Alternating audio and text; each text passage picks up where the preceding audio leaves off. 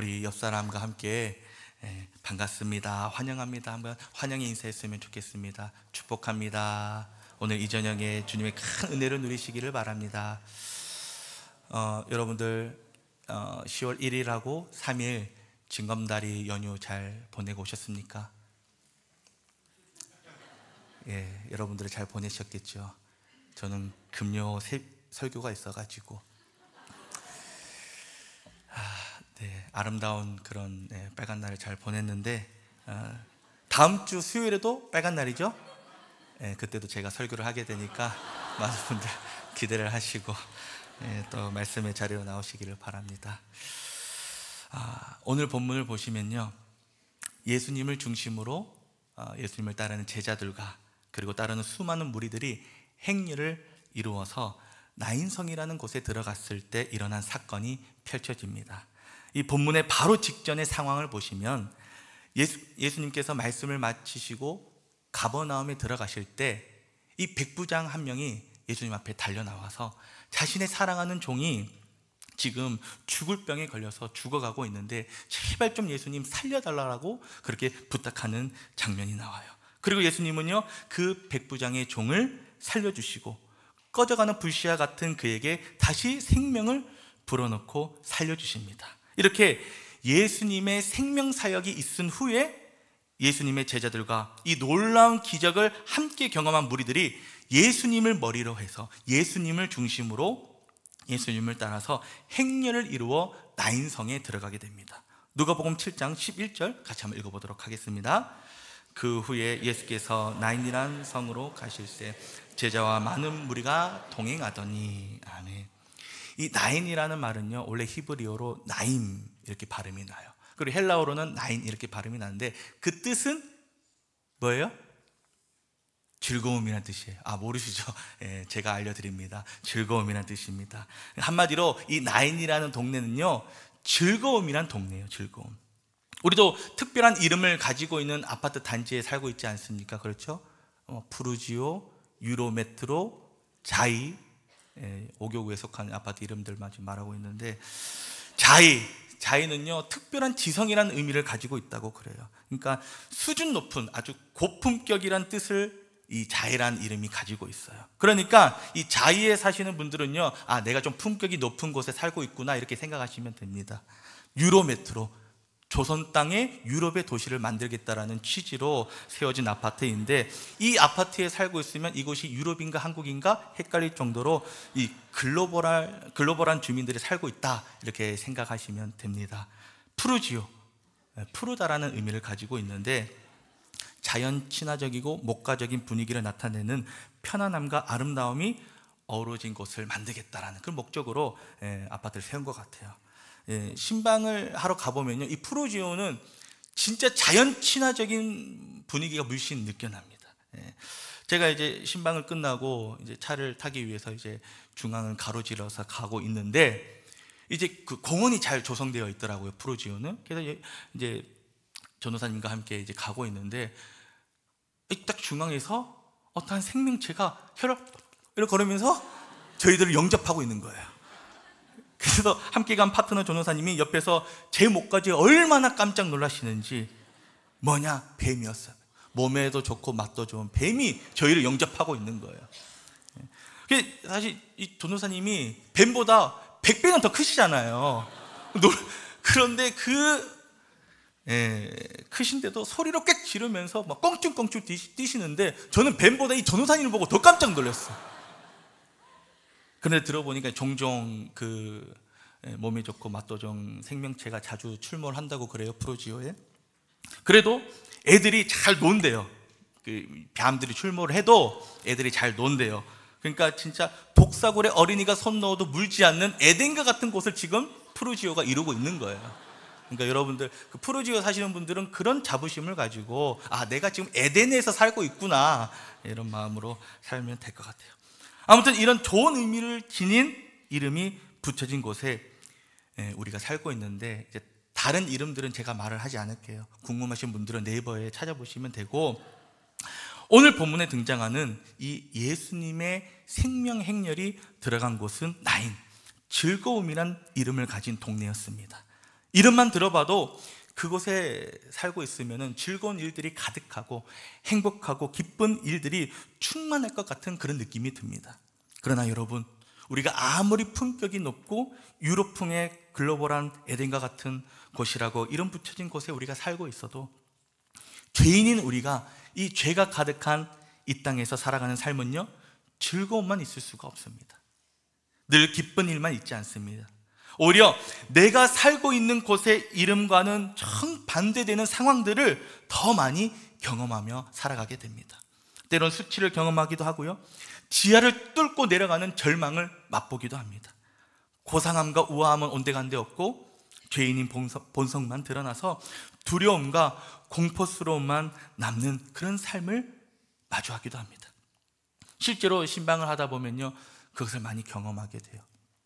좋은 아파트의 탑층에 한강이 보이고 아무리 뷰가 좋은 곳에 살고 있지만 그곳에 가서 나누었던 삶의 이야기를 들어보면요, 사랑하는 내 가족이 시한부 판정을 받아서 이제는 어떤 치료의 방법도 약도 소용이 없더라고.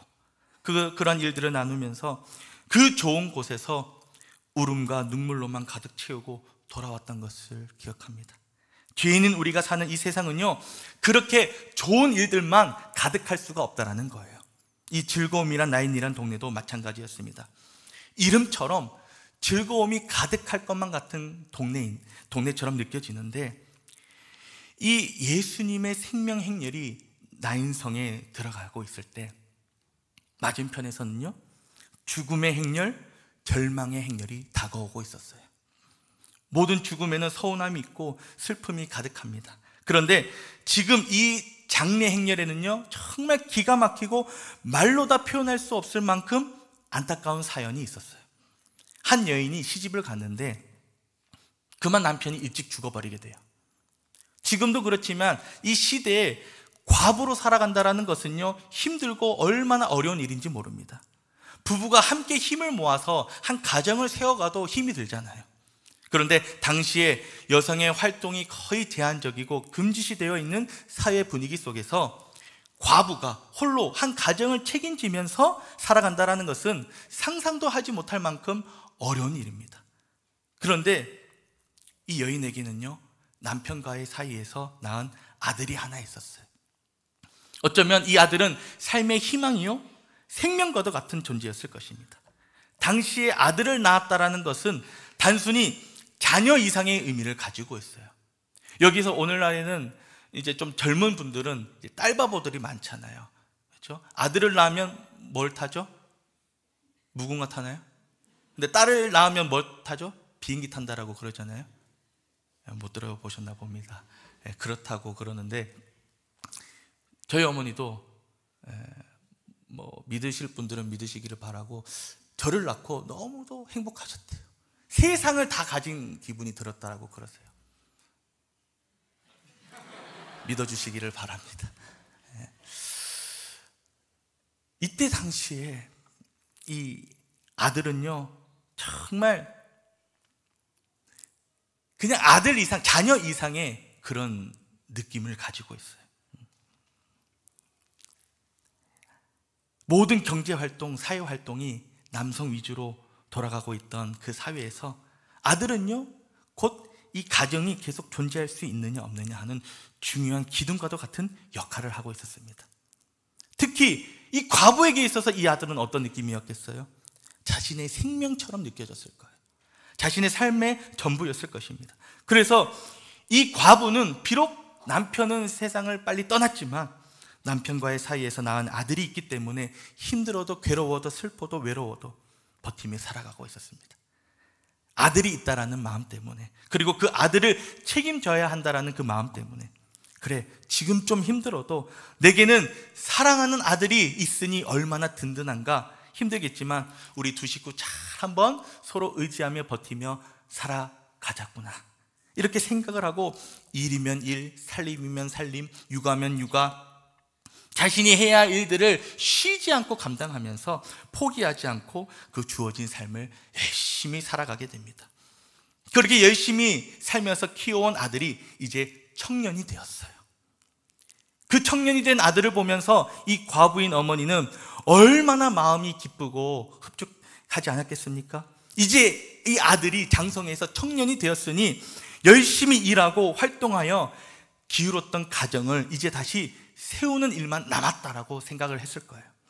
이제 아들만 믿고 의지하며 지나간 아픔의 시간들은 뒤로 하고 행복하고 즐거운 일들만 가득한 그런 삶을 상상하면서 그 삶을 그리면서 하루하루 기쁘게 살아가고 있었을 겁니다. 그런데 어느 날 그렇게 내가 의지했던 아들이, 내 삶의 전부였던 아들마저도 죽어버리게 돼요. 예수님의 생명 행렬이 만난 죽음의 행렬이 바로 이 과부의 아들이 죽어서 장례를 치르고 있는 죽음의 행렬, 절망의 행렬이었던 것입니다. 우리 누가복음 7장 12절 같이 한번 읽어보도록 하겠습니다. 시작. 성문에 가까이 이르실 때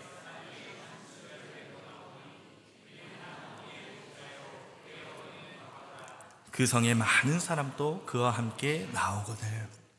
이 여인에게 있어서 이 아들은요, 삶의 마지막 희망이었고 전부였습니다. 어쩌면 앞으로 이 여인의 미래 또한 이 아들이 다 담고 있다라고 해도 과언이 아닐 거예요. 그런데 이 아들까지도 죽어버린 것입니다. 사람들이 아무리 함께 울어주고 슬퍼해주고 위로해 주어도 독자 잃은 이 과부가 당한 슬픔을 어떻게 위로해 줄 수 있겠습니까? 그리고 시간이 좀 지나면요, 말하기 좋아하는 사람들은 이제 저 과부의 인생은 끝났다라고, 더 이상 소망이 없고 희망이 없다라고 수군수군 될 거예요. 그리고 또 어떤 이들은요, 이 상황을 왜곡해서 저 여인이 남편도 잡아먹더니 이제는 아들까지도 잡아먹었다라고 수군수군 되는 사람이 있을지도 모릅니다. 그렇게 되면 아들도 잃어버리고 남편도 잃은 이 과부는요, 그나마 삶의 기반으로 자기가 삼고 살아왔던 이 나인이라는 즐거움이란 땅도 이제 이 장례가 끝나고 나면 떠나야 할지도 모릅니다. 이 과부는 이제 살아도 산 것이 아니요, 하루하루 죽지 못해 살아가는 기구한 삶을 살아가게 될지도 모릅니다. 그런데 이 죽음의 행렬, 통곡의 행렬, 절망의 행렬이 슬픈 곡소리를 내며 지나갈 때 그 맞은편에서 어떤 행렬이 오고 있었는가? 예수님을 중심으로 해서 다가오고 있는 생명의 행렬이 다가오고 있었어요. 그 비통하고 애통한 곡소리를 내며 지나가고 있는데 마치 드라마나 영화처럼 사람들의 소리가 줄어들고 배경소리로 채워지듯이 하늘의 천사들이 찬양하는 찬양소리가 점점 더 크게 들리면서 오버랩 되듯이 죽음의 행렬과 생명의 행렬이 만나게 됩니다. 생명의 행렬과 죽음의 행렬이 한 길에서 만나게 돼요. 절대로 함께 할 수 없는 죽음과 생명이 한 길에서 만나게 된 것입니다. 그런데 그때 예수님의 눈이요, 한 여인에게 고정이 됩니다. 그 여인은 누굽니까? 바로 인생의 기막힌 밑바닥을 경험하고 있는 아들 잃은 그 과부를 예수님의 눈이 바라보시게 됩니다. 그리고 그 과부를 바라보시면서 동시에 그녀를 불쌍히 여겨주십니다. 우리 누가복음 7장 13절 같이 한번 읽어보겠습니다. 주께서 과부를 보시고 불쌍히 여기사. 여기에서 불쌍히 여기다라는 그 말은요, 헬라어로 스플랑크 니조마이 이렇게 되어 있어요. 신체 저 깊숙이 있는 장기나 내장 등이 타들어가는 고통, 뒤틀리는 것 같은 고통을 의미합니다.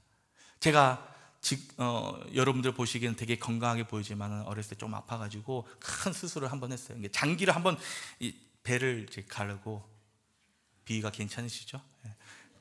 배를 가르고 장기를 다 이렇게 아무튼 다 휘집어 놓는 그런 대수술을 한번 했습니다. 그리고 이제 수술을 끝나고 이제 다시 이제 닫잖아요, 그렇죠? 닫고 나면 이제 마취가 풀리게 되면요, 이 장기들이 다시 제자리를 찾아가려면요 얼마나 아픈지 몰라요. 제가 그때 초등학교 6학년이었는데요 진짜 잠이 안 와요. 한 이틀, 3일 가더라고요. 밤에 하루 종일 24시간 그 진통제 없으면 살 수가 없어요. 이 장기가 뒤틀리는 고통은요 정말 말로 표현할 수 없는, 감히 어떻게 해산의 고통과 비교할 수 있겠습니까? 하지만 이 장기가 뒤틀리는 고통도요 정말 어마어마한 고통을 가져다 줍니다.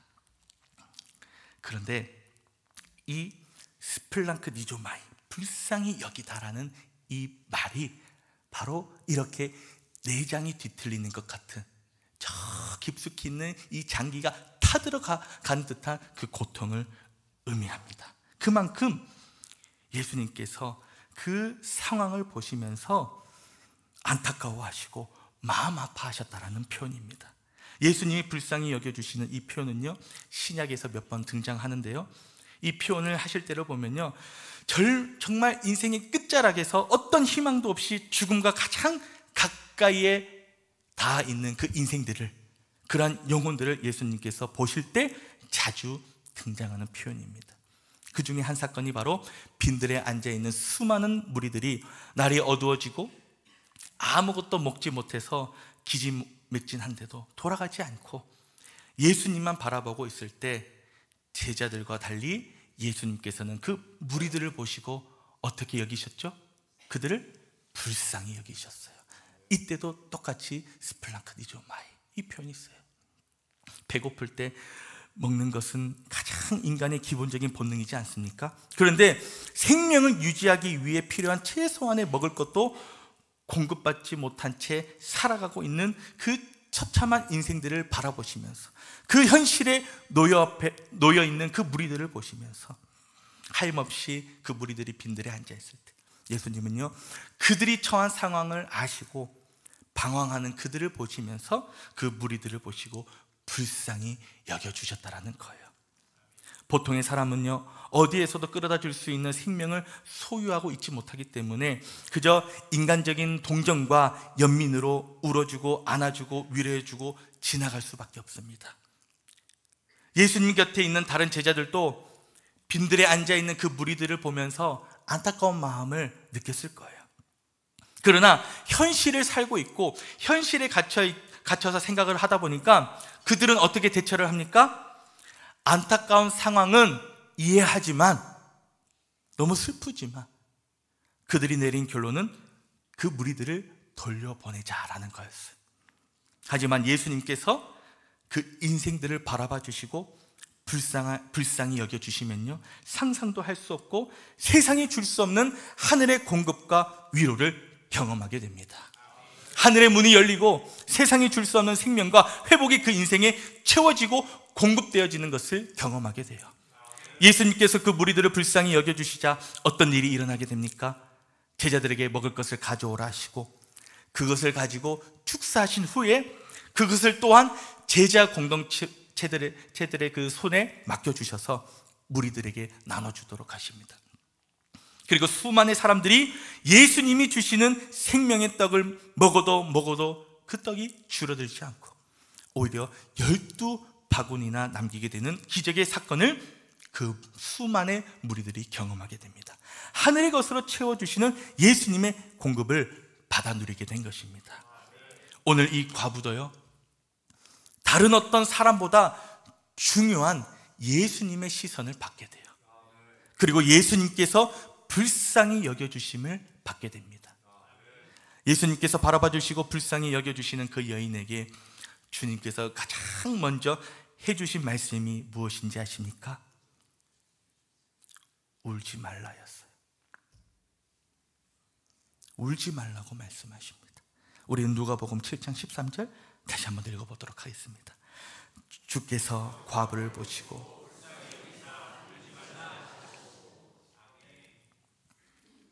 이 과부의 인생 스토리는요, 지금 새드 엔딩으로 끝나버렸어요. 누구도 피할 수 없고 돌이킬 수 없는 죽음의 결과를 받아들였습니다. 이러한 새드 엔딩에서 울지 않을 사람이 누가 있겠습니까? 산산이 찢기고 부서진 그 마음을 진정시키고 평온하게 그 상황을 받아들일 수 있는 사람이 몇이나 되겠어요. 그런데 예수님은요, 모든 것이 끝나버렸다라고 여겨지는 그 지점에 서 있는 여인에게 뭐라고 말씀하세요?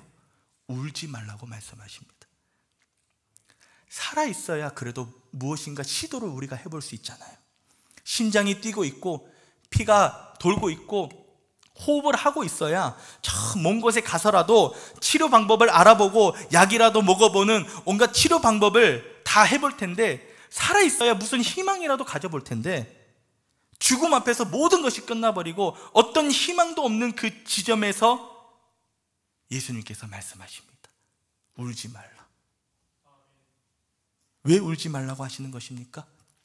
예수님과 함께 있는 지금의 상황은 결코 끝이 아니라 오히려 지금부터가 시작이기 때문입니다.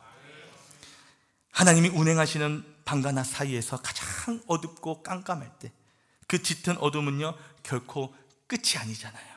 가장 깜깜할 때, 하나님이 운행하시는 밤과 낮 사이에서 가장 깜깜할 때 비로소 그 다음에 하나님이 열어주시고 눈부시게 비춰주시는 광명의 낯을 우리는 보게 됩니다.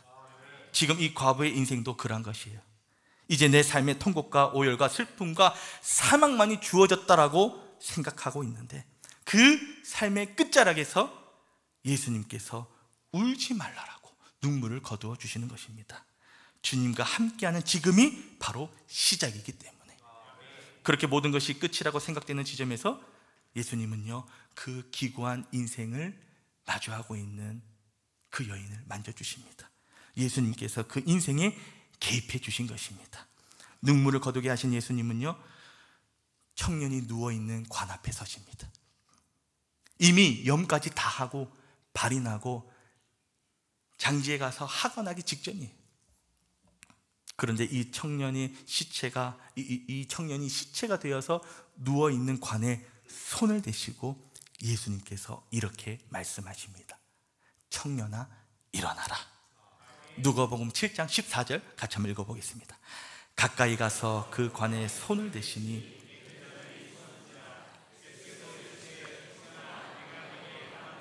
일어나라 하시매. 아멘. 그러자 정말 기적처럼 상황이 역전이 돼요. 분명 죽었던 청년인데 그 안에 예수님의 생명이 들어가자 죽었던 청년이 일어나게 됩니다. 뿐만 아니라 일어나서 앉기도 하고 말도 해요.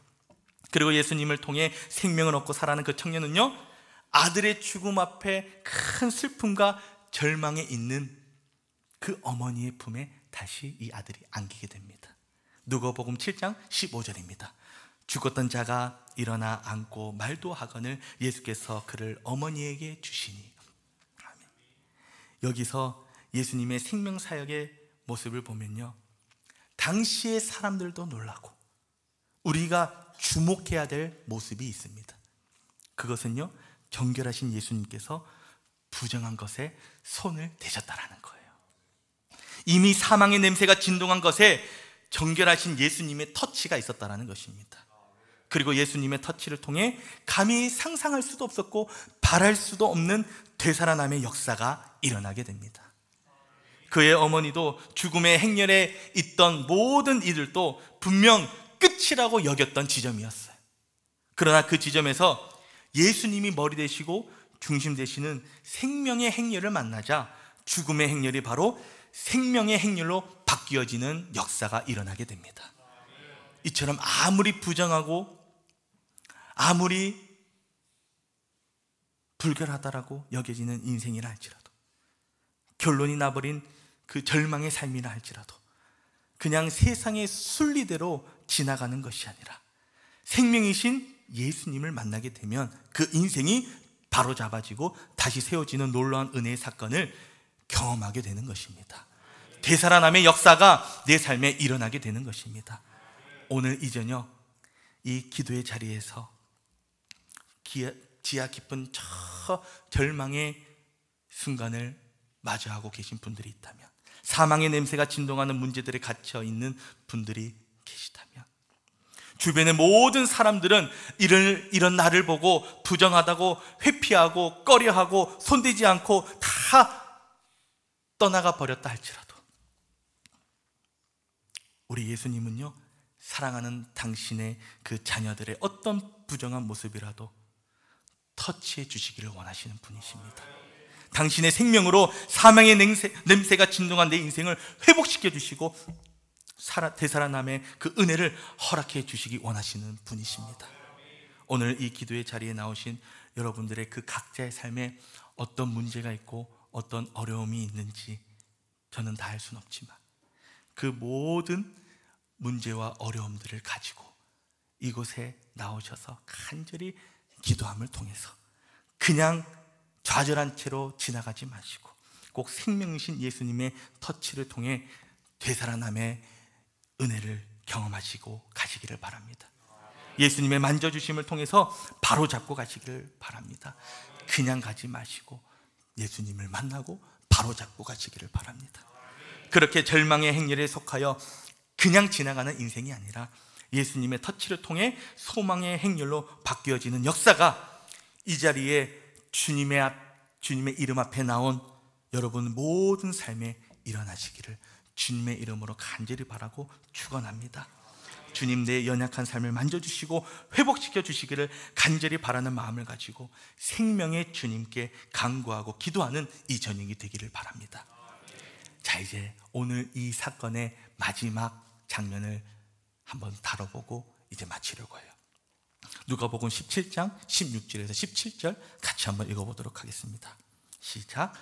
모든 사람이 두려워하며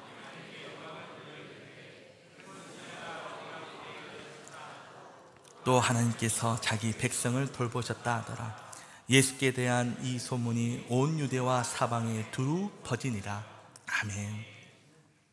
생명의 행렬과 죽음의 행렬이 이 교차하는 지점에서 어느 누구도 감히 흉내낼 수 없고 생각할 수도 없는 예수님의 생명이 지배하고 역사하는 것을 이 죽음의 행렬에 속하여 있는 모든 사람들이 경험하게 됩니다.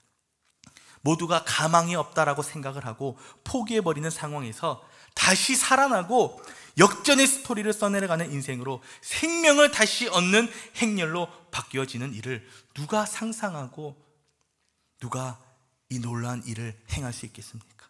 이 기적과도 같은 일 앞에 하나님의 역사하심에 경외함을 느낄 수밖에 없을 것입니다. 하나님의 크신 일을 경험하지 못한 땅과 영혼들에게 전하고자 하는 마음이 불리듯이 일어나게 될 것입니다. 실제로요, 죽음의 행렬에 속하여서 그냥 지나가려던 사람들이 예수님의 생명을 경험을 하고 생명의 행렬로 바뀌게 되자 그들은요, 하나님께 영광을 돌리며 그리스도 예수를 통해 하나님께서 자기 백성들을 돌보셨다라고 고백을 하게 됩니다.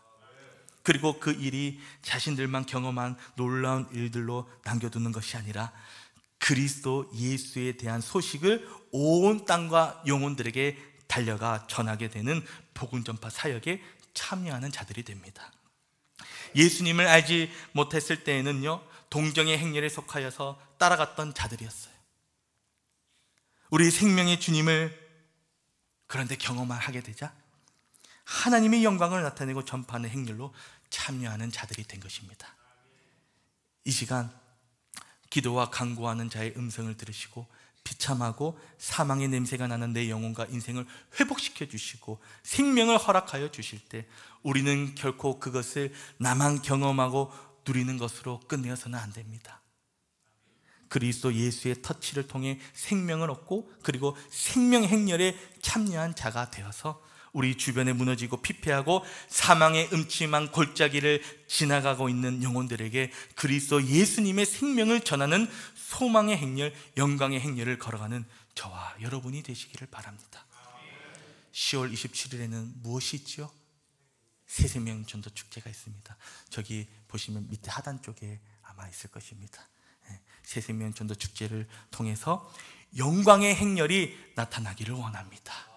작정한 태신자들이 주님의 생명과 소망의 행렬에 참여하도록 여러분들의 입술과 삶을 통해 하나님의 영광이 선포가 되고 복음이 전파되기를 바랍니다.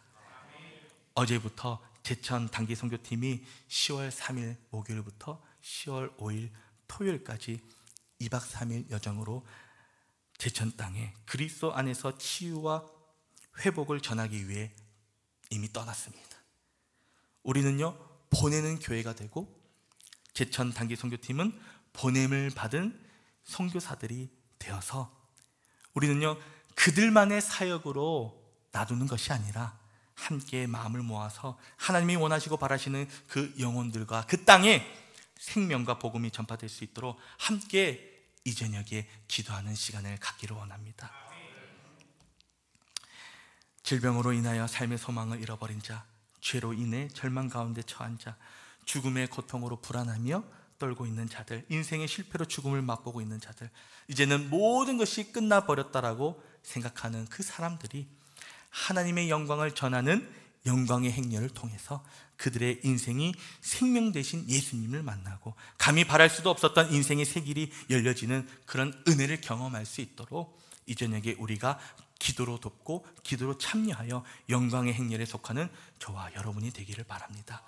주님 만나는 그때는요, 새로운 인생이 시작되는 때입니다. 모든 감각이 살아나는 때입니다. 즐거움을 되찾는 때예요.